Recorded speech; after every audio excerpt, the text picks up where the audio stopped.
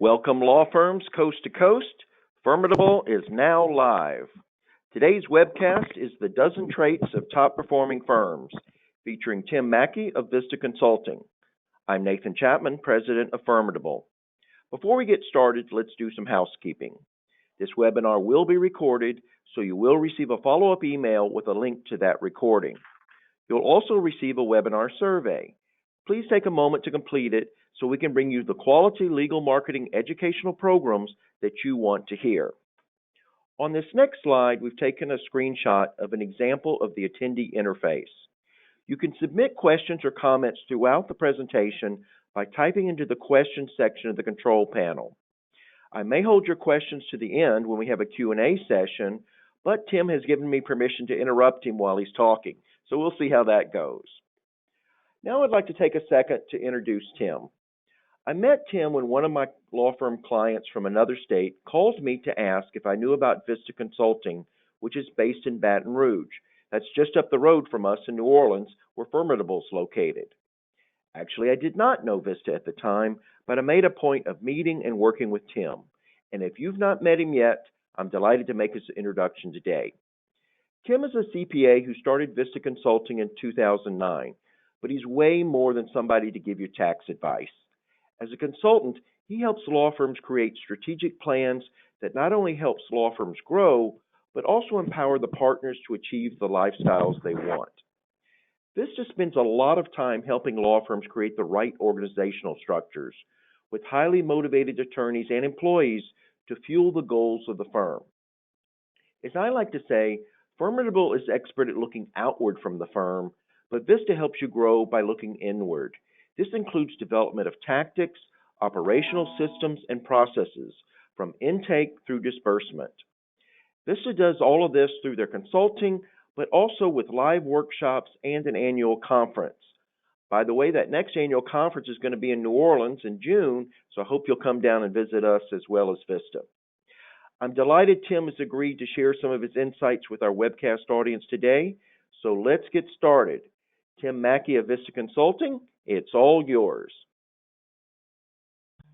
Thank you so much, Nathan. It's great to be here. And just for the record, it is very, very cold in Baton Rouge, Louisiana today. It's supposed to be 23 tonight, and pretty much unusual for this. So if I sound a little shaky in my presentation, it's not because I'm nervous. It's more because I'm just cold. So in any event, as Nathan said, my name is Tim McKey, and I work with Vista Consulting. I have a little consulting firm, but a little about myself before we actually dig into the presentation. I graduated from Mississippi State University in the early 80s. Don't hold that against me. With a degree in accounting, and went directly to work for Deloitte. You probably know Deloitte as one of the international accounting firms, and it was that when I worked there back in the early 80s, it was actually Deloitte, Haskins and Sells at that time, which kind of dates me. But worked with them for several years, ended up leaving Deloitte and to go to work for a smaller regional firm, and was in the traditional CPA space for about 18 years up until around 1999, when I say that I had a little breakdown. My partner at the time said I probably should call it an epiphany, but to me it was really a breakdown. It kind of came to me that I was always looking backwards in the accounting field and kind of reporting the score. And I felt like we were not really on a regular basis helping affect the score, if you will, with our clients. So we made a pretty big switch or conversion, if you will, from a traditional CPA firm to a consultancy. We went out and got some training on management and leadership skills and how to teach those and how to look at business operations and that kind of thing. And it really, that work really kind of fit my personality much more than just traditional CPA work. And on top of just of being a CPA, I was the tax guy, so I was the real nerd of the group. Anyway, we got some training, decided that's what we wanted to do, was to actually help businesses grow. And so we took that traditional firm and actually escorted out, another word would be asked to leave, some of our clients. We decided that we were not going to do work anymore for just the traditional 1040 or the individual tax return. Our focus was going to be on on businesses and the owners of businesses. So that was our target, and we went out and shopped that to our current business clients.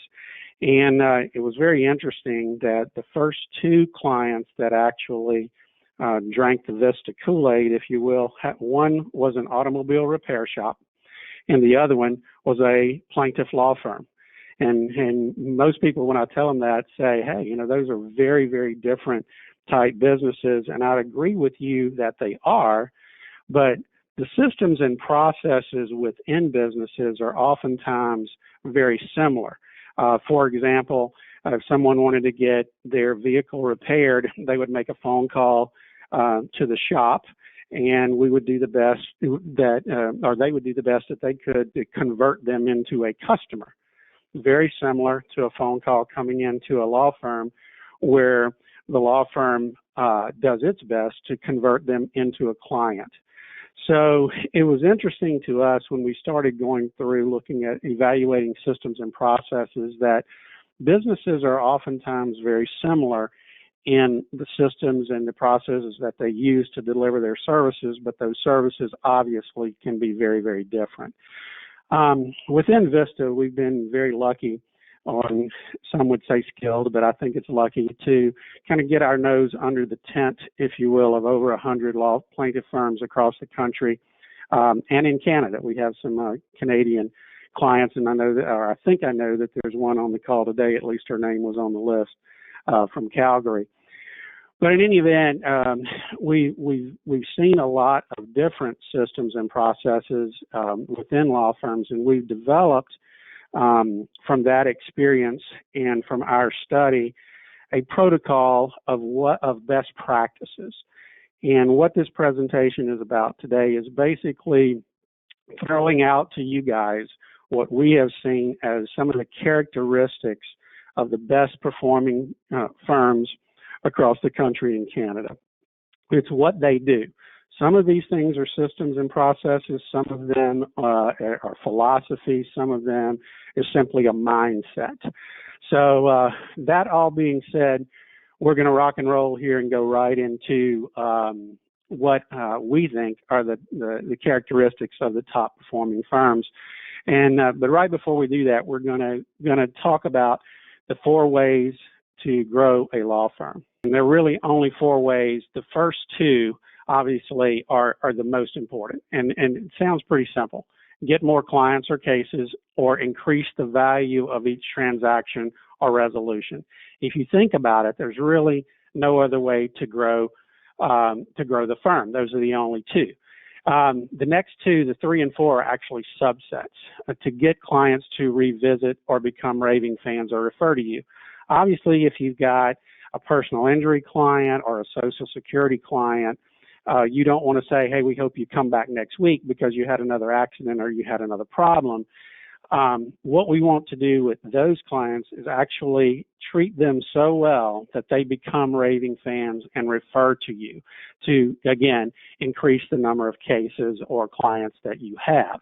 And number 4, simply increase the efficiency and effectiveness of each process to deliver 1 through 3 above.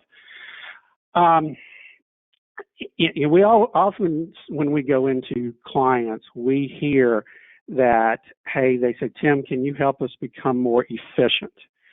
And we don't like to use the word efficient without using the word effective. Just being fast for fast's sake is really not what you're about.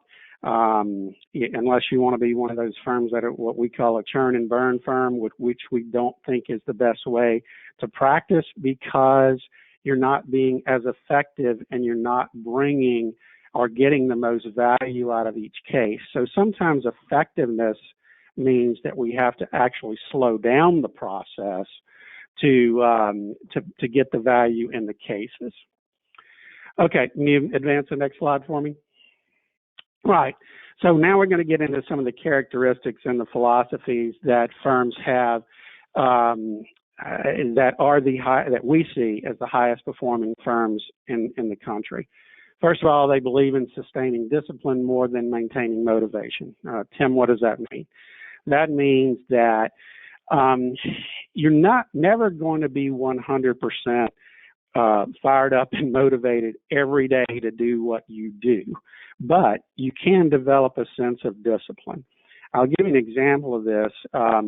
My nephew in 2001 graduated from the United States Military Academy, and it was a big event, obviously, for my entire family. We went up to West Point to watch the graduation, and it so happened that at the actual graduation event, there were many different things that went on around graduation, but at the actual graduation event, it was raining cats and dogs. It was just really a mess.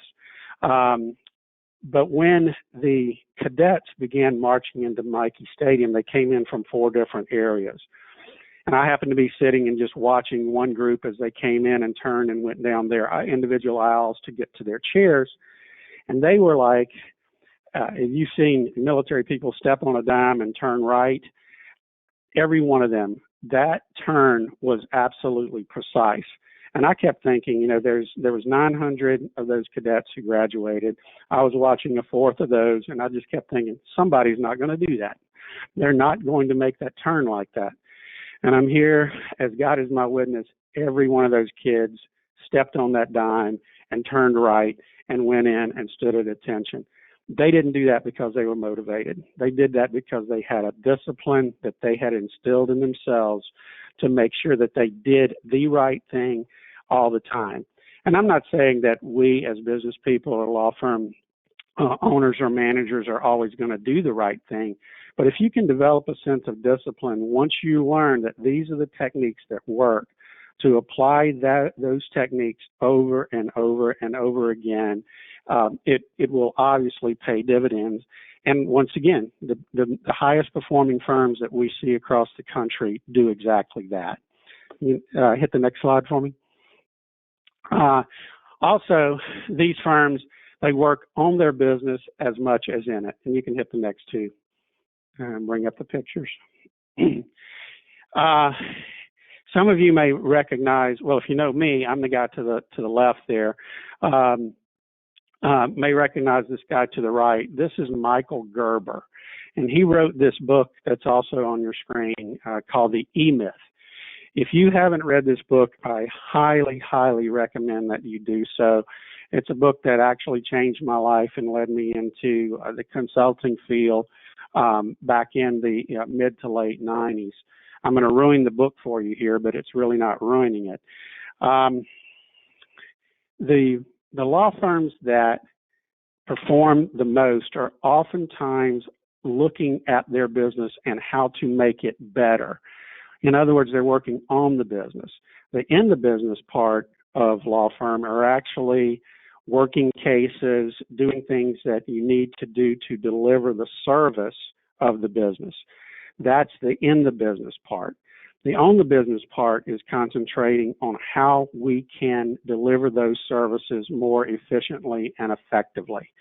That's what the highest performing firms do, and they're constantly tweaking, they're constantly looking at their systems to figure out really the 2 things we talked about earlier. How do we get more cases, or how can we add value? What are our systems and processes that work the best to bring that value?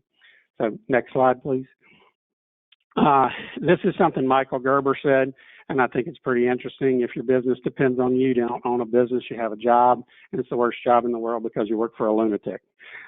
So what does that mean? That means that if you are in a firm with more than 2 people, you cannot do everything. There has to be systems and processes and delegation that occurs because if the firm is totally dependent upon you, then you're never going to be able to keep up. There's always going to be something that doesn't work well, And the delegation part of this is extremely important. So thinking through what the individuals on your team do, what are the best practices in those areas, and setting them up for success instead of thinking you have to be the centerpiece of everything. The early part of my career, I thought it was really cool that I was the only one that could answer questions that came into our firm. And then I realized, oh, hell, I've got to be here all the time. I'm the only one that can do it, and kind of woke up to the fact that, hey, I need to set up my team for success, not just me. And that was a huge eye-opening thing for me. Michael Gerber talks a lot about that in his book. So next slide. One of the other things that the highly successful firms have is they have a vision and they talk about their vision. What do I mean by that? I mean that they attempt to look into the future, maybe 3 to 5 years, and say, okay, this is my business as it is today. If we are 100% successful in everything that the owner or the visionary wants, this is what our business is going to look like in 3 to 5 years. And here's a couple of, or three actually, examples of some wisdom that is out there in the world that says the same thing. In the Torah and in the Bible, actually, it's an Old Testament verse, Proverbs 29:18, says that without a vision, the people perish. What does that mean? Again, that just says, okay, without a vision of where you want to be into the future, without knowing what it is that you want, you're going to end up wandering around the desert for a long time. You may also know Stephen Covey. Stephen Covey wrote The 7 Habits of Highly Effective People.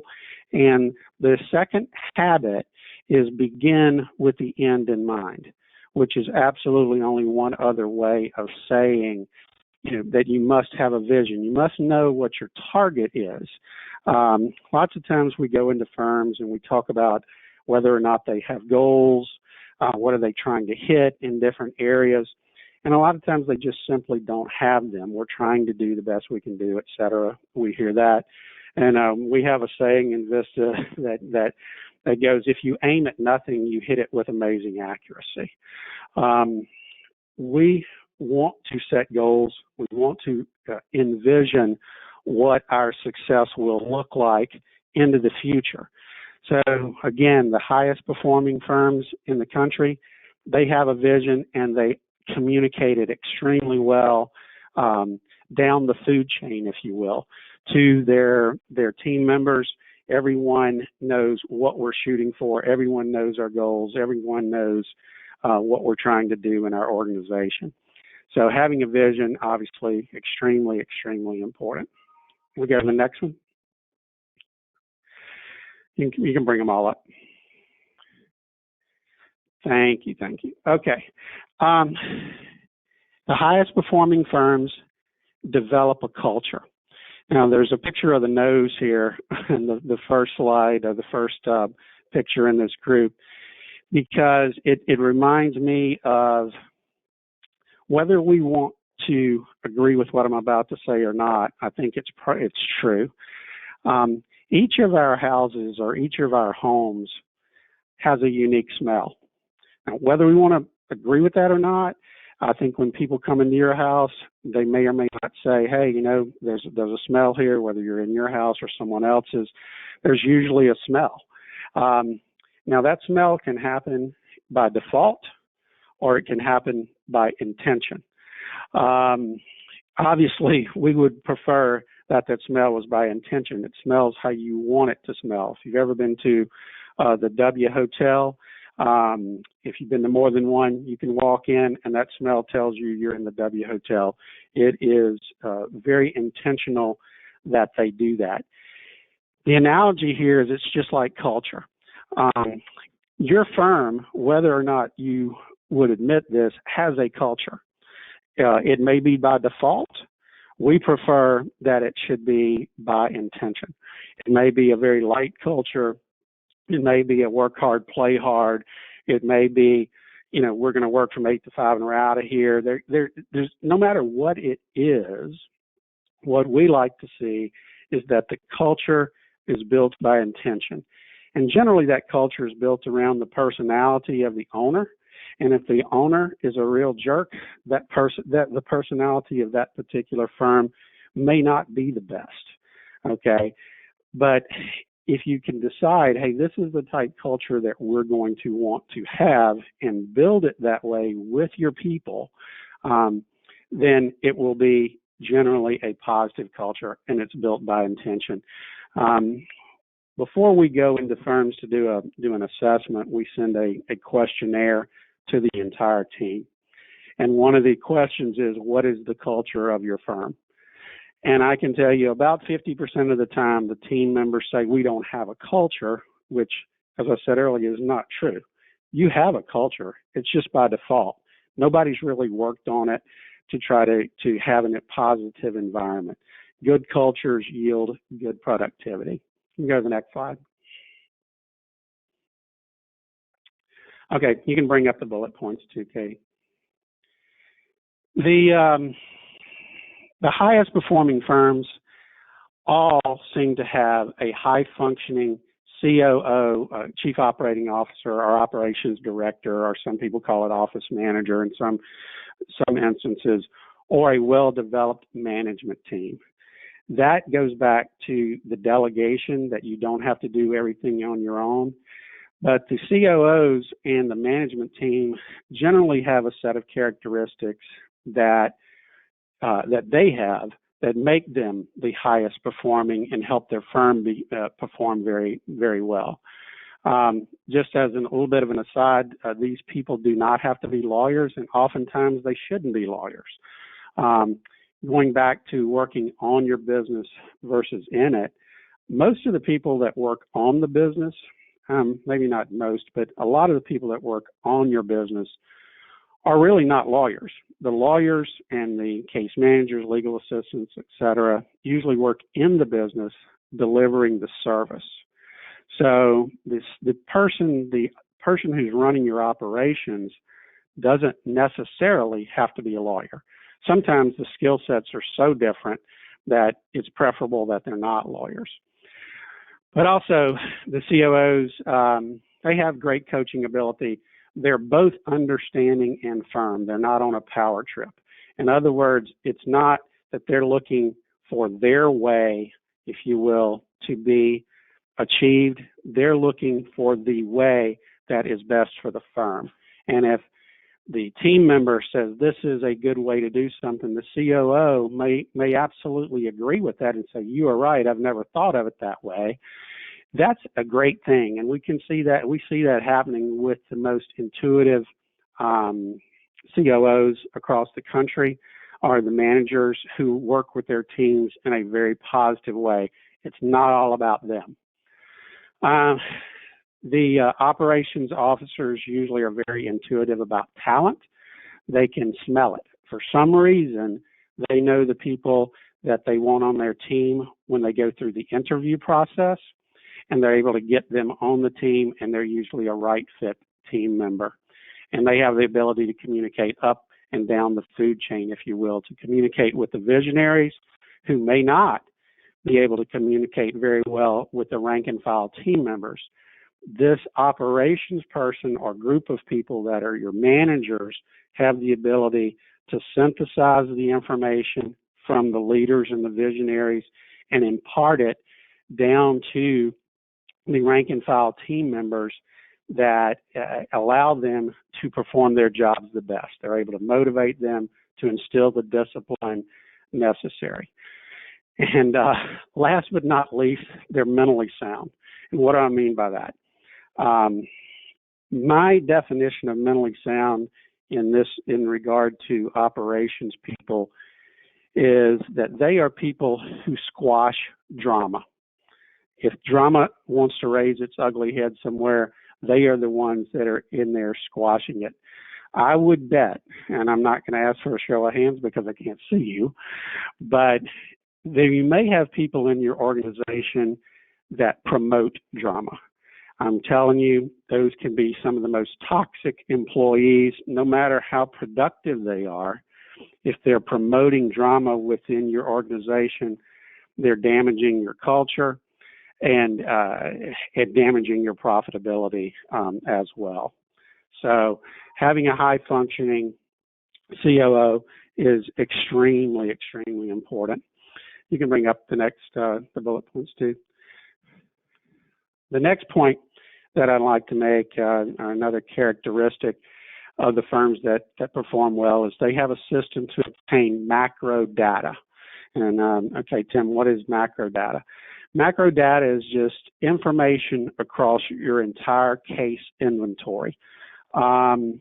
Most firms that we work with have some type of case management system or some type of spreadsheet protocol that allows them to manage their cases better. And when I say manage their cases, I mean individual cases. Obviously, each case management system has information within it about each individual case. What most case management systems are not are practice management systems. And that's what I mean by macro data. How many cases in your firm that, and I'm just going to pull some random things here, how many cases have the clients that have a positive MRI? How many cases within your firm have not applied the first time for Social Security? The things that you're trying to do is get big batches of information in a macro sense so you can go in there and attack those areas one at a time. And if the firm doesn't have a case management system that gets that data out, they've been able to develop a system to get that macro data out, either through tick marks, spreadsheets, additions to their case management system that allow them to get that macro data. How many cases do you have at Allstate? How many cases do you have with a certain adjuster? Those type things if you happen to be a PI firm. That information can be extremely important. And then we have Vista dashboards. Some of the clients that we work with have asked us to help them gather that information, and we've been able to develop a system to pull out that macro data. You go to the next slide, please. You can bring up the bullets too. The firms that, again, are highest performing, they actually use that macro data to coach. Macro data usually comes in two forms, and our Vista terminology for it is owner or management scoreboards or manager diagnostics.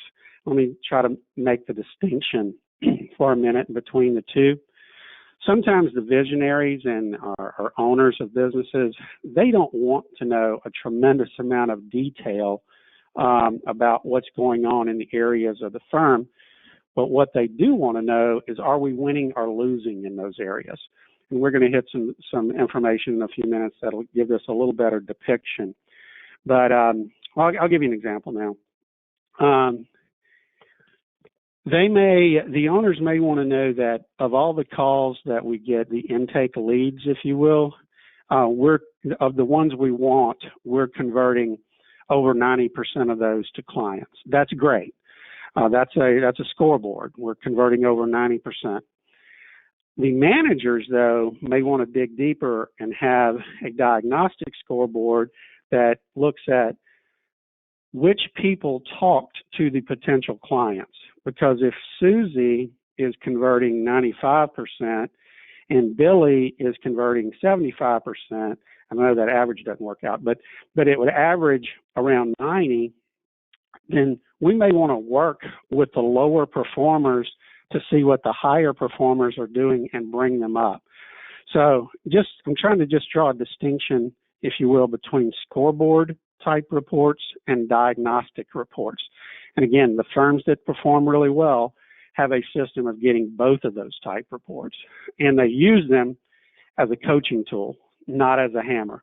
We don't go in there and say, hey, you're just not doing good. You got to pick it up. We find out what they are doing that is not working, and then find out what someone else is doing that is working and coach them up.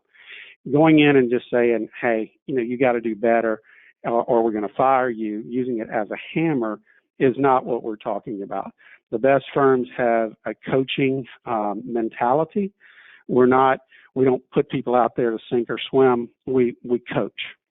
The COOs communicate and hold people accountable. The last bullet point here on this is something that if you're around Vista very much, you will hear it time and time and time again. Tools, training, and expectations.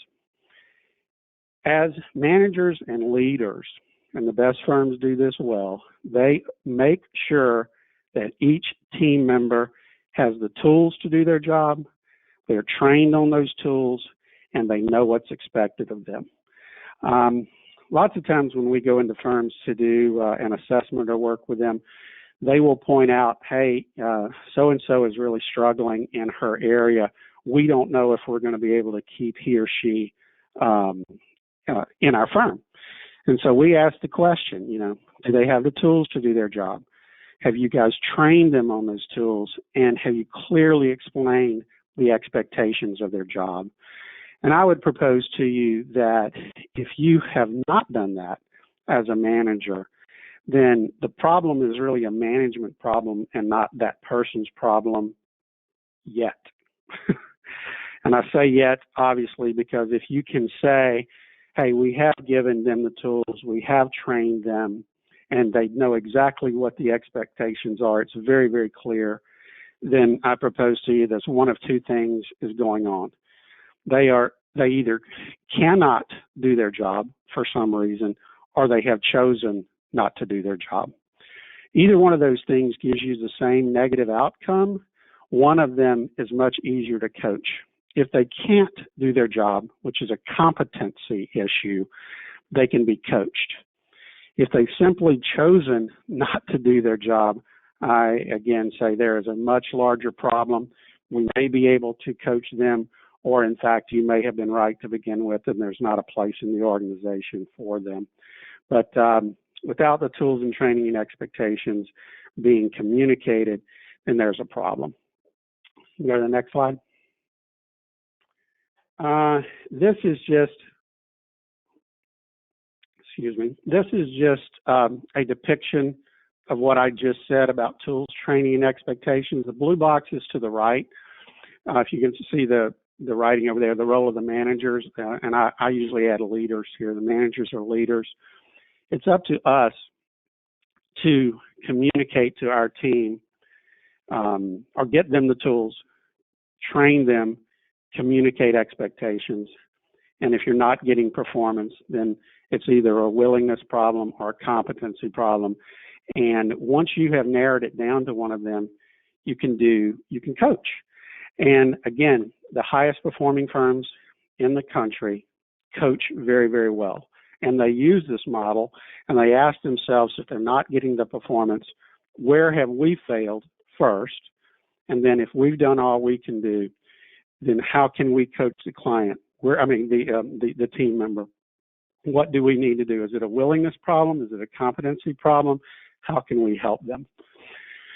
So the highest performing firms, they use this model. And again, I wish I could tell you that we made this up. We actually made the model, but we observed this in the marketplace. That the firms that look at those things, TT&E, they by far have the highest performing people, and therefore get the most productivity and have the highest profitability. You can go to the next slide, Katie. This is simply an example of macro data. These are some intake statistics. I'll just run through them real quick. So these are leads or calls, or the leads could be any type of a lead. It could be a web lead, it could be a walk-in, it could be a phone call or whatever. So you have 3,000 leads. Of those 3,000 leads, we wanted 1,500 of those leads. And this is very important. A lot of firms that we go into, they don't measure the wants, which is kind of a funny word, but we want to know, of the leads you get, how many do you want? What meets your criteria which then leads to, do you know what your criteria is, and do the people that are taking calls or handling leads know what your criteria is? But so 3,000 leads, 1,500 wants. Of those wants, in this example, we signed up 1,395 of the 1,500. So we then break it down into ratios. The want ratio, and you'll see out to the side, that's simply the wants divided by the leads. We wanted 1,500 of 3,000, that's 50%. We signed 47% of the leads that came in. That's just, again, signed over leads. But this is the most important ratio in our opinion. It's the conversion rate.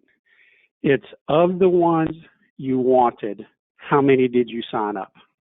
That's extremely important. So we want to know that you're getting in excess of 90%. We usually say 93%. And you can see the little caveat down below. A 2-point improvement in conversion rate at a $5,000 average fee equals $150,000 in revenue for this set of numbers. These numbers are they're just an example, but the conversion rate is a target. 93% of signing up to wants is what we want, and that's very, very important to us. And tracking these macro statistics are extremely important. Okay, run over to the next one. Hey, Tim, it's Nathan. Hey, we did have a question come in, and you might have answered it a second ago, but I'll go ahead and ask it anyway. Somebody wanted to know, are these real statistics and are these good ratios? Okay, yeah, good question. No, the actual stats, I mean, we made up the numbers of leads and wants and the signed. Depending on the case types and things like that, your wanted ratio, it can vary. We want to measure it to know where it is, but the most important ratio of all is that conversion rate. When we go into firms, sometimes they say, hey, of every call we get, we sign up 35% or we sign up 50%. And we don't know if that really is good or not. I mean, because if you're advertising, your marketing, which Firmidable does very well, by the way, is making your phone ring or giving you leads, all of those leads are not going to be qualified leads. They're not going to meet your criteria. But that still means your marketing is working. Your phone is ringing, people are calling. But what we want to know really is, of the ones you want, how many do you get? And that's a skill that can be taught. What's the systems and processes to sign up the ones that you want? So the 93% of this set of data is the most important one. I hope that answers the question, Nathan. So, okay, moving right along.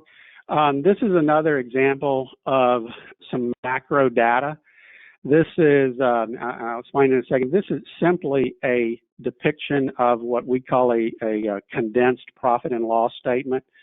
In most plaintiff firms, there's usually what we call the big three expenses. There's attorney comp, there's non-attorney compensation, and then there's marketing, advertising, case acquisition cost, whatever you want. Without fail, in the plaintiff law firm arena, these are the three biggest line items that we see on the expense side of the ledger. We threw everything else, as you can see over to the left there, into the other category. And what we've done here is, again, this is just an example of firms in different stages of their lifespan. A startup firm, a turnaround firm, a realignment firm, and a sustaining success firm. Now, someone may ask, Tim, are these good net profit percentages, et cetera? I'm going to say that the sustaining success is a good one, but there's a lot of what ifs that go into this. A lot of times we have owners and visionaries or managers that are actually working cases and that kind of thing. When we talk about net profit, we generally are talking about profit generated by your team and not you, if that makes sense.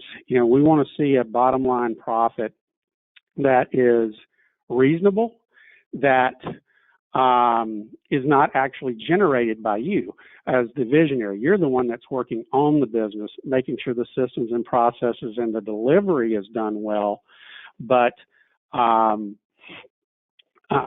your team is actually generating the profit. So I hope that makes some sense. And go ahead to the next slide, and then I'll say what I'm about to say. I know this one is very, very hard to read.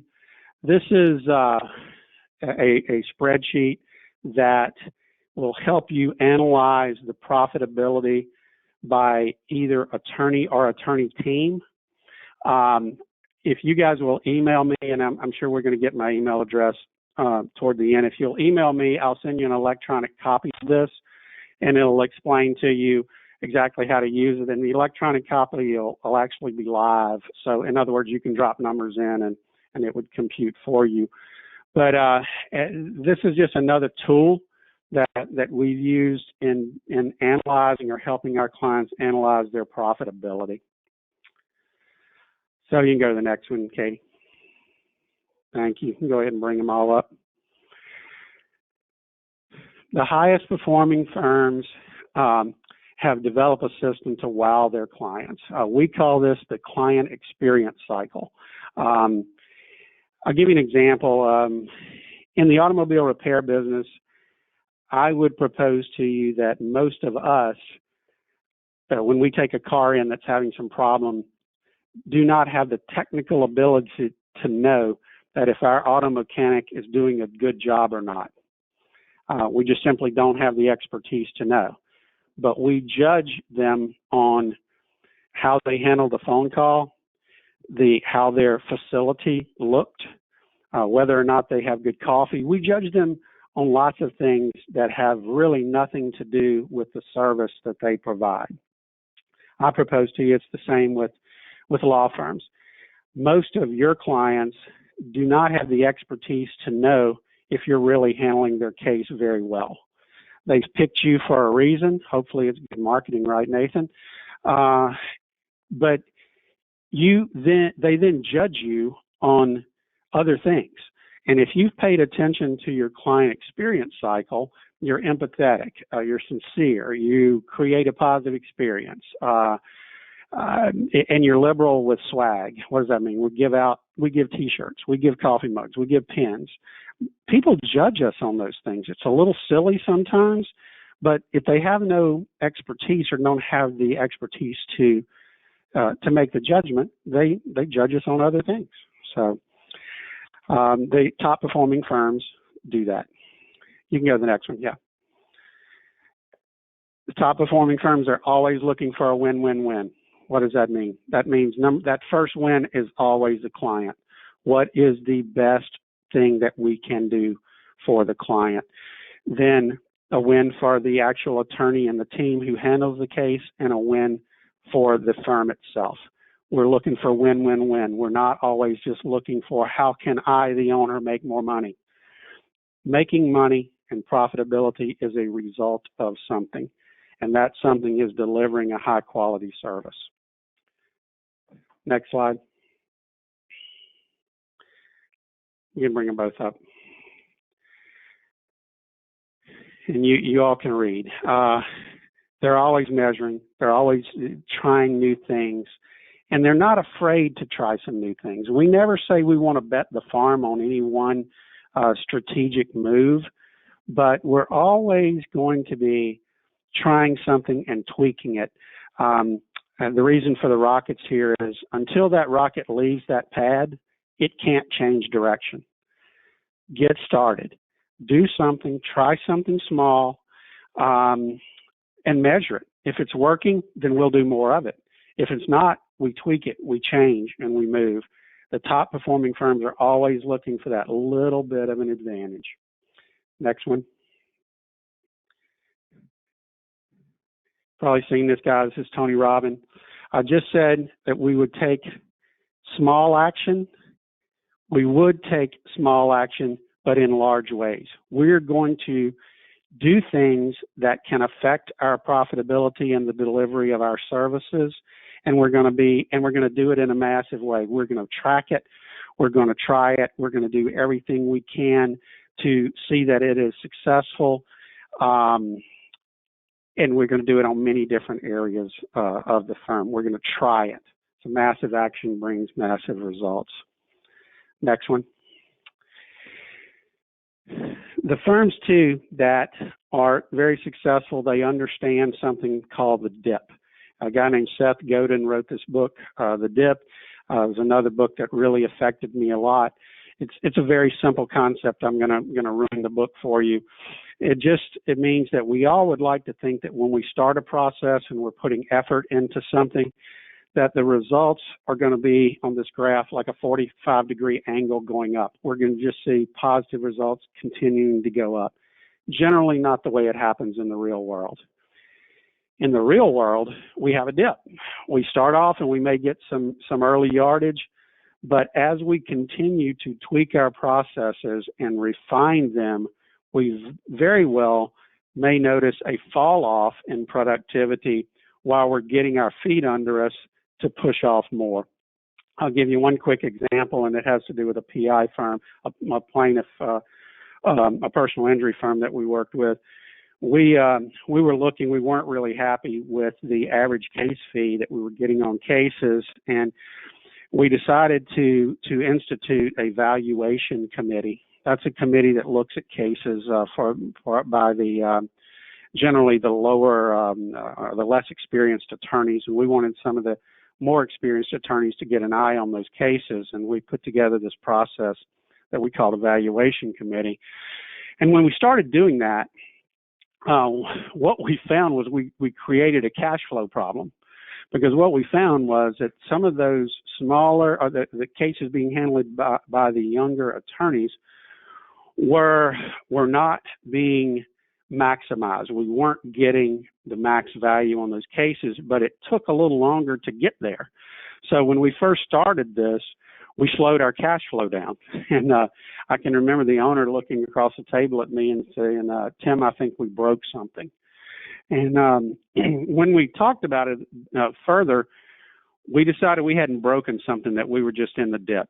We had started the process. We knew it was the right thing to do. It was absolutely the right thing to do for the client, but it slowed us down a little bit, and that hurt for a short period of time. Go to the next one, please. This guy, well, from left to right, is Charles Darwin. First guy is Charles Darwin. You may remember from middle school or high school or college that Charles Darwin, he's best known for something that we called survival of the fittest. Actually, Charles Darwin never actually said that. What he said was that the species that survive is the species that is most adaptive to change. The environment that you guys are in right now in the plaintiff law firm world is ever changing. And if you think that you got it figured out, you may have it figured out today, but it'll change tomorrow. So we must absolutely be tuned in to change and be willing to change and try new things. Winston Churchill has a saying that I love. He said that we must take change by the hand, or quite assuredly it'll take us by the throat. Another way of saying it, get your butt in gear and know that there's going to be change. The last one is Edward Shinseki. He's a two-star general in the U.S. Army, and he told Congress that if they didn't like change, they were going to like irrelevance even less. So I think that's a pretty strong statement toward change. Okay, next slide, and my last slide, I believe, you can bring it on up, is something that we've talked about, a lot of characteristics that firms have to be good. We've kind of run through those. This is a characteristic that you don't want to have. You do not want to be like this dog on the porch. And what I mean by that is I'll depict it by a story. Two gentlemen sitting on the porch. One is a visitor, one owns the house. They're sitting in the rocking chair talking, and the visitor looks over at the dog on the porch and he says, why is your dog moaning and whining like that? And the the dog's owner says, "Well, he's laying on a nail." And the visitor says, "Well, why doesn't he move?" And the owner of the dog says, "Well, apparently he's just uncomfortable enough to whine and complain, but he's not uncomfortable enough to do anything about it." So if you're uncomfortable, if you know there's some things in your firm that's not going well, I propose to you to not whine and complain about it, but actually take steps to do something about it. And there's lots of different steps that can happen. But if you're interested in Vista taking a look, we'd be happy to do that. So, Nathan, I'm at the end of my presentation, and I hope that I gave you guys some ideas, some thoughts, and some characteristics of top-performing firms that if you're not doing them, you can shoot for them. Thank you very much. All right, Tim, I thought that was terrific. Hey, everybody, don't go anywhere. We've got time for a few little questions, and I have one here. Tim, somebody wanted to know, what's the most common problem you see at law firms you work with? Okay. Gosh, most common. I'm trying to narrow it down to a couple of areas. I would say in the operational area, just not tracking data, not knowing, the macro data, guessing at things. And when you do that, you make decisions from a point of not being well informed. So having a system of gathering data and then making well-informed decisions, I would say that's one. The other one is probably going back to tools, training, and expectations, knowing that one of your team members are not performing well and thinking it's their problem when in fact you haven't given them the tools of training and explain expectations. So that's a leadership / management issue. The other one's is kind of more operational. So yeah, I would say those are probably two of the biggest. I don't know if it's the most common, but yeah, that's what I would say. Hey, Tim, in fact, I want to echo what you just said. So in particularly in terms of the not tracking data. So as you know, people hire us to get them more leads and phone calls, and we're spending money and we want to know how it's going. And I am just often surprised at how few actually track the data, and I've literally heard people say sometimes, well, my people seem busy. That's how we're going to measure whether it's working or not, whether people seem busy. So if you're not tracking your data, everybody call Tim. Let's get on with that. Hey, here's another one. So somebody wants to know, with cloud-based software growing in popularity, it looks like providers and working toward allowing the user to have more internal reporting based on performance and not just case status. I might not be reading that with the right inflection, but the question is there a particular cloud-based case management software that you would recommend? I'm not going to recommend one. There's a lot of good ones out there. I'll name a few. There's FileVine, there's Litify, there's CasePeer, and I'm missing some, and somebody's probably going to call and say, what about this one? I can't say it that. It's not that we don't care what you use. We just need data. And some of, I would say all the ones, even the ones that I mentioned, they're still better at case management than they are at practice management. They allow for reporting, but which reports? They generally don't know your business as well, so they don't know what data that you really want. I'm not here to sell case management software. They're all generally pretty good.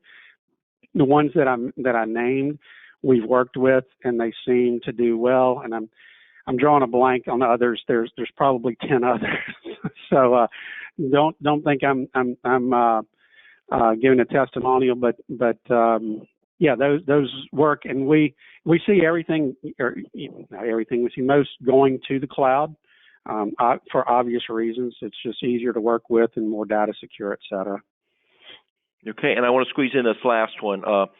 What size firms do you work with? And Tim, I'm sure you've never been asked this before. How much does it cost? We work with firms of all sizes. If there is a firm that is interested in growth and setting up systems and processes to allow them to be more efficient and effective, we will work with you. Our pricing, is really dependent on generally size of firms. We've worked with firms with as few as 5 team members, and our largest firm has 320 team members. Again, we adapt what we do to the size firms. I'll say that the top of the pricing, and again, we have to price, and we do an assessment because we can't tell you what you need to do until we assess. And that assessment is depending again on the size of the firm, but the top size would be $15,000 plus expenses, and we need to be on site for at least a day, most cases 2 days. And then after the assessment, we give a report, and then there's a decision to be made by the firm to whether or not they're going to take our report and implement themselves, or they want us to help them implement. We're a little bit different than most consulting firms in that we don't want to give you a report and walk away because most of the time it doesn't get implemented. That's where the problem is. I would say 90% of our clients, once we provide the assessment, hire us to help them implement the things that we found during the assessment. And that price varies depending on what we find. So again, I'm not being intentionally slippery, but that's how it works. All righty. Well, thank you, Tim. That's all the time we have. If you have any additional questions, Tim or I would be happy to talk with you directly after the program. As a reminder, hey, Nathan, one more thing. Yes, yes, sir. Nathan, one more thing real quick. I've got my email address up there. If you want that spreadsheet, please get that email address down, shoot it to me, and I'll get that back off. I'll shoot it back off to you. If not today, tomorrow. Okay, and one more reminder, once you leave today's webinar, please provide your feedback on the survey you should receive immediately afterwards.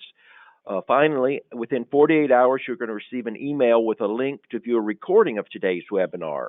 You can share it with other members of your firm who may not have been watching live today. Thank you, everyone, for attending today's webcast. On behalf of Tim, Vista Consulting, plus the entire team here at Firmidable, thank you for joining us today. Now go out there and get some more great clients.